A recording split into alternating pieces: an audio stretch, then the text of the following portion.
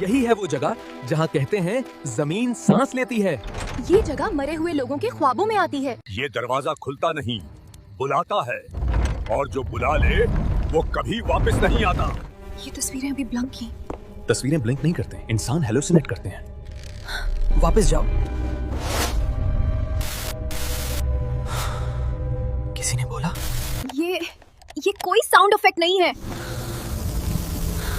دروازہ جاگ گیا ہے.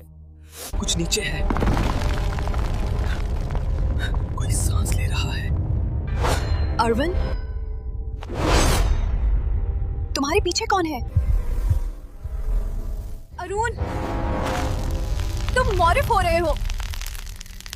میں دروازے کے پار دیکھ چکا ہوں. اب کوئی واپس نہیں جا سکتا. یہ کیسے ممکن ہے؟ میں تو زندہ ہوں. اب تیری باری ہے.